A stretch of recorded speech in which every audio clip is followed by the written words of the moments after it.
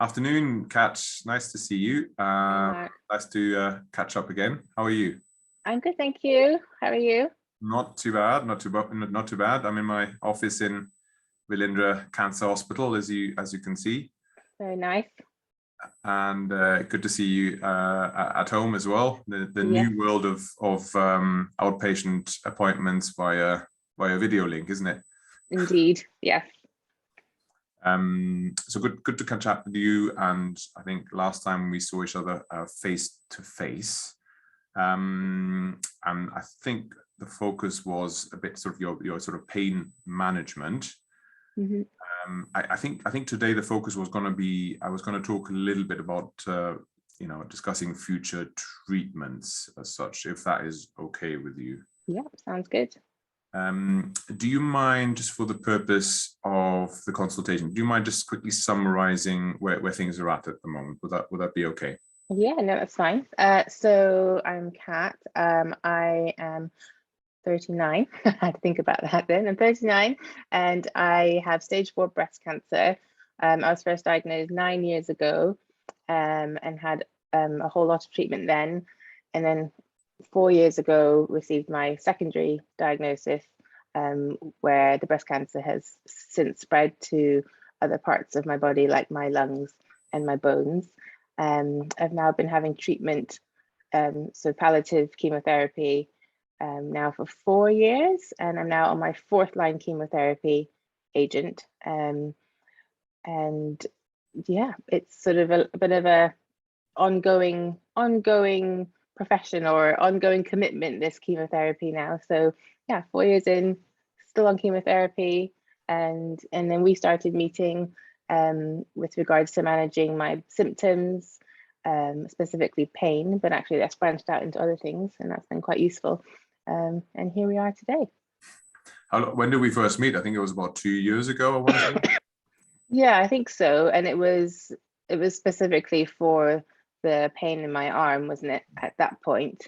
I think that was the reason we first started meeting. Yeah. And actually that's been less of a focus more recently, and that's actually not really an issue anymore, but it's probably because with your help, we've managed it. And again, thanks for agreeing to doing this video as well. As you know, we're sort of hoping to increase the amount of videos we're doing with regard to advanced care planning conversations and the TalkCPR video website as well. So I'm really grateful to you for that. But yeah, so we've known each other for a little while, and I've met your partner as well. You did, Tarek, and yeah, so I think I've alluded to the fact that at some point I'd want to discuss maybe about future treatments, things that you would consider potentially appropriate in your care, and things where you may have thoughts or knowledge gaps potentially, or whatever, in terms of addressing them. And sort of yeah, I mean, as you can see, sometimes I find this not an easy one to bring up in consultations, because I think everyone sometimes I can get a bit sort of anxious about talking about it, and it is really sometimes about imagining what you might be like or what you might want when you're far less well. And I think sometimes as a construct, people don't always like to think about that. So no, stop me at any point if you want to, or put the brakes on, and we can discuss something completely different. Is that okay? That's fine. That's absolutely fine. You're happy to go ahead, yeah?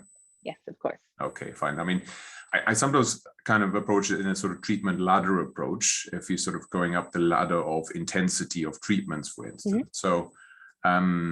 So, for instance, you've been admitted in the past to hospital with things like, maybe infections, chest infections, or for chemotherapy, or for other potential treatments. And I am assuming as of this moment that that is something you would still very much consider. So if you were to develop a pneumonia, for instance, you'd want to come into hospital for intravenous treatments, antibiotics, etc., etc. Yes, yeah, definitely. I think that would be appropriate, and yeah, I would want that. Yeah, and so, and actually some people say to me, no, that's not something that they would necessarily want, or where they want a reconsideration, for instance. And you're sort of having ongoing treatment with chemotherapy and etc. And so that is also something that you're discussing with the oncologists, and you're more than happy to carry on and continue with those as well.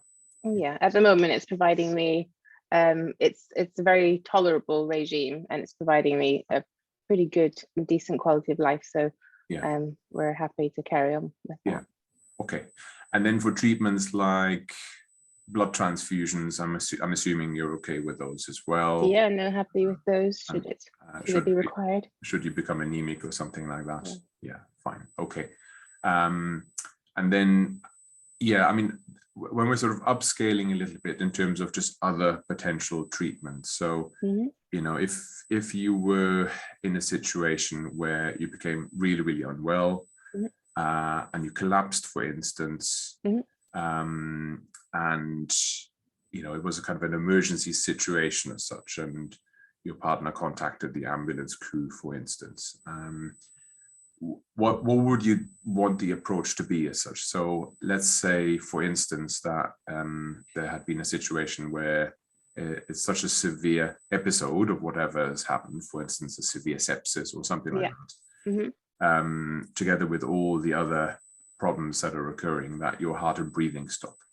Have you, you know, I mean, very difficult for anyone to envisage what that situation might sort of look like and how one would want it handled. But, you know, given how you are at the moment, how would you want that situation handled in the future? So I think that what you said was just actually probably quite important, is given how I am at the moment. So if that were to happen today, then I think I would probably like to be given the chance and actually have most things done, including CPR, especially if I was well to start with. You know, like as I am now, I have good quality of life, I'm active, well in myself, and there was potentially a reversible cause. So, you know, something that we could treat like a pneumonia, and there was a chance I could get better, then I think that would be what I would like right now. But obviously, as things progress and as my disease progresses and as things move on, and if I'm not as well, then I think that's definitely something I would need to revisit. If at any point my sort of baseline function or my quality of life wasn't as good as it is now, then that would probably be something I'd have to reconsider. Yeah. Okay. Oh, thanks for being very open about that, and I hope you don't mind my frankness about the whole topic as well, because I mean, some people can talk about it completely openly, and other people find it a bit more difficult. So do time out if you don't want to continue talking about it. Okay, so that's really useful to know. And I mean, I suppose it's a situation where you're 39, and I know you enjoy the outdoors, going out with the dog, etc., etc. I think you know, despite the whole situation that you're in, I think you'd probably still outrun me.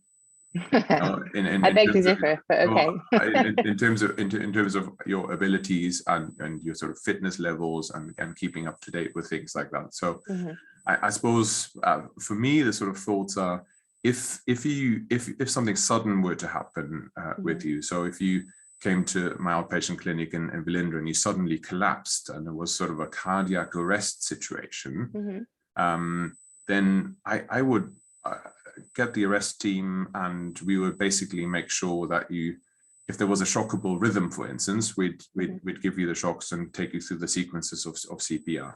How successful it would be, I do not know. I cannot tell, but this is something that you would want considered if it were to happen. Yeah. Okay. Fine. And that's completely fine. Now, there's a sort of a second situation, I suppose, which is for some even worse or more difficult to imagine, where it's not about this sudden cardiac arrest where something happens, but it's more about a sort of slower, I mean, some people call it natural dying, which I don't know, you know, what is natural dying, but but some people call it sort of, you know, the body gets weaker over time. And the cancer grows, unfortunately, bigger, and people become more prone to having infections and pneumonias, and they may be admitted 4 or 5 times a year with a pneumonia, and then the last pneumonia is just too difficult to treat, and then they gradually fade away. And this sometimes happens over sort of 4, 5, 6 days or so, where people get more sleepy over time and sometimes need a bit of symptom support. Yeah. I mean, in natural dying situations, giving CPR has a 0% success rate. You know, so it really is, you could shock that heart till tomorrow and it wouldn't restart again. It's not like cardiac arrest, it's very different. Yeah.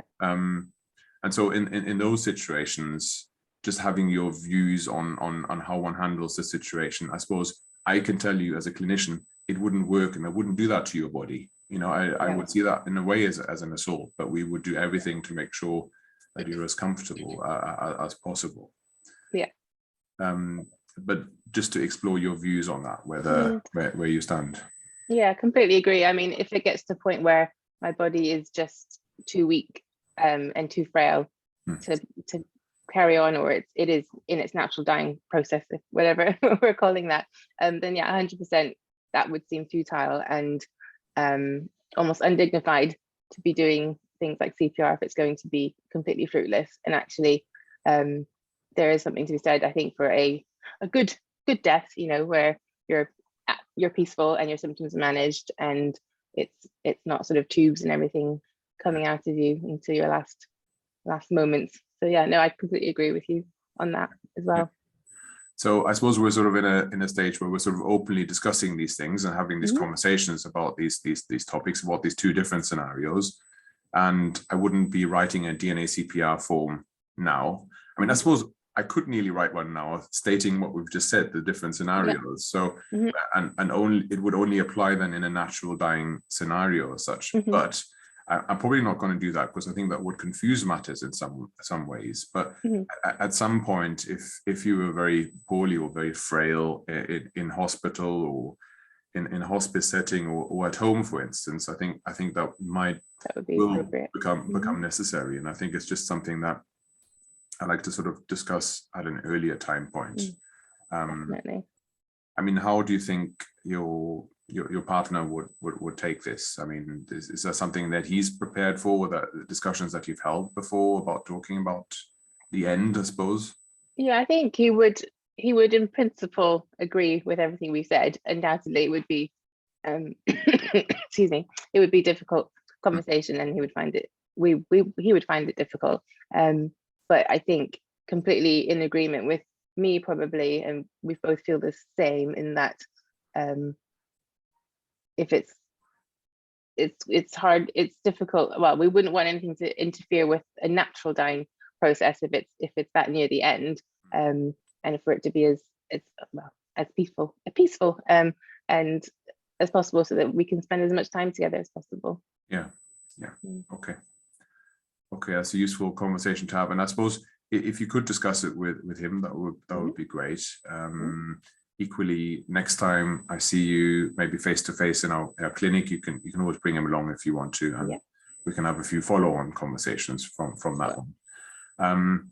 Equally, you know, I don't want to over discuss the topic because I think sometimes, you know, healthcare professionals like myself can be a bit sort of over focused on this one big area. And I suppose, you know, I like to talk about all the treatments you'd find acceptable, yes or no, basically, and just explore your views on it. But maybe I'll note some of those down, but and then I don't want to make it the topic of discussion every single time, you know. Sure. Yeah. Okay. Any questions or any follow-up queries on that one? No, except to say that I remember when we first brought this up, I did actually find it quite a relief that you brought it up, because, you know, when we're having treatment in the cancer world, everyone's sort of, it's on most people's mind, you know, patients especially, but it's not something that gets brought up a lot necessarily. And we're all thinking it, you know, our families are thinking it. So it was quite a relief for me, and it was a welcome topic. So thank you for bringing it up. Oh, really? Oh, wow. And that sounds like a little bit like it's a bit of an elephant in the room in yeah, absolutely. Settings. Yeah. And actually having someone like you to dispel the myths or just clarify a few issues probably is quite helpful for a lot of people, especially because it's not something that we know much about necessarily. And at this point in our journeys, as it were. Yeah. Thank you, Kat. Thanks for this. And I'm going to stop the recording now, but thank you so much for that. Thank you.